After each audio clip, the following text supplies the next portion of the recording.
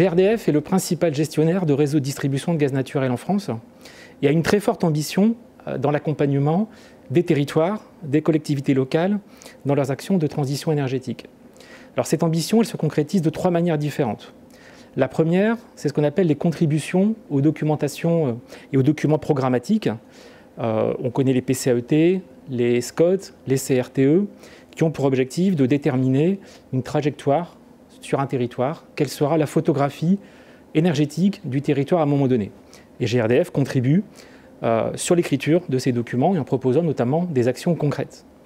Deuxième manière de contribuer et de mettre en œuvre cette ambition, c'est en fait la mise en œuvre de programmes puissants sur l'activité même de GRDF et sur ses propres ouvrages. Alors on peut en citer 3 principalement. Le premier concerne tout ce qui est autour du verdissement du réseau. GRDF a l'ambition à terme d'acheminer 100% de gaz renouvelable. Donc ça passe dans un premier temps par la méthanisation. On parlera demain de pyrogasification, après-demain d'hydrogène, de méthanation, de manière à ce qu'à l'horizon 2050, seules des énergies renouvelables transitent dans les réseaux exploités par GRDF.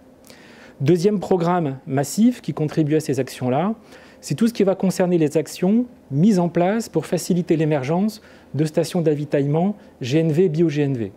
Aujourd'hui, les opérateurs de transport routier de marchandises, de personnes, ont une contrainte de transformation de leur flotte, de transition écologique de leur flotte, et le GNV, le bio-GNV, répondent à cette contrainte. Et puis troisième programme massif, c'est tout ce qui est autour de la donnée, la data, les données de consommation. Et ça, c'est passé par la mise en œuvre du programme compteur communicant, qui permet aujourd'hui aux clients d'avoir accès à leur consommation de gaz quasiment en temps direct, sur un pas de temps très court par rapport à l'acte de consommation. Et puis, la troisième contribution à ces actions de transition énergétique, ce sont en fait des partenariats locaux, opérationnels, autour des actions de rénovation énergétique. Rénovation énergétique chez le particulier et dans les bâtiments publics, les bâtiments communaux ou intercommunaux. Rénovation chez le particulier, GRDF va plutôt travailler avec ou les intercommunalités ou les opérateurs locaux de la rénovation. Rénovation énergétique dans les bâtiments publics, GRDF travaillera plutôt avec des syndicats concédants qui ont l'option, la compétence qu'on appelle CEP, Conseil en énergie partagée. Et c'est dans ce contexte qu'en décembre 2020, GRDF a signé avec la FDE 80 une convention de partenariat qui s'appelle Territoire vers l'avenir et qui permet aux collectivités qui mènent des projets de rénovation énergétique de bénéficier d'un accompagnement technique et financier pour mener à bien leurs projets. Et c'est d'ailleurs 2 opérations réalisées dans le cadre de cette convention sur la commune de Vron que nous vous proposons aujourd'hui de découvrir. Un premier sujet sur un ancien presbytère requalifié, un deuxième sujet sur un ancien bureau de poste requalifié, tous les deux ayant bénéficié d'une opération de rénovation énergétique et d'une conversion au gaz naturel.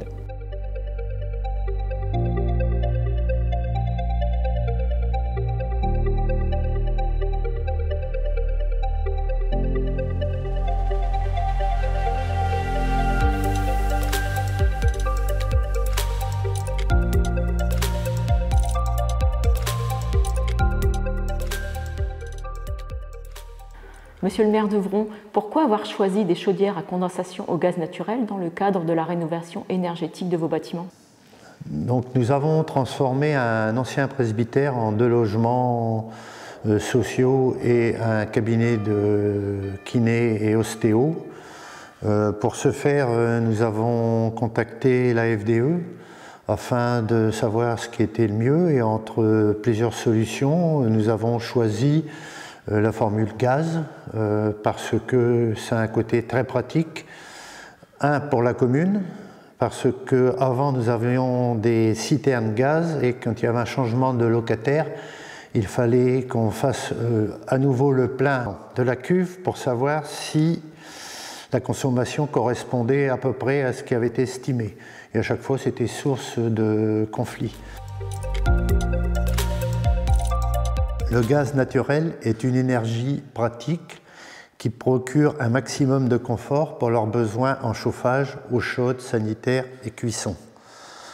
En plus, sur la commune, nous avons un compteur individuel par logement qui permet aux utilisateurs de connaître leur consommation, qui vient en plus du compteur communicant qui permet d'avoir un détaillé des consommations de gaz naturel des bâtiments. Avez-vous bénéficié d'aides particulières pour ce changement de chaudière? Au titre de la conversion énergétique, nous avons obtenu une aide de 2 000 € par la Fédération départementale d'énergie pour le remplacement des 2 chaudières. Nous avons aussi posé une chaudière de gaz naturel pour le bureau de poste communal et le cabinet médical en remplacement de la chaudière à fioul. Avez-vous encore des projets de ce type dans votre commune? En projet, nous avons l'étude d'une chaudière gaz pour la salle des fêtes et le bâtiment communal occupé par la coiffeuse. Et à cet effet, nous allons solliciter l'aide de la FDE pour l'accompagnement technique et financier.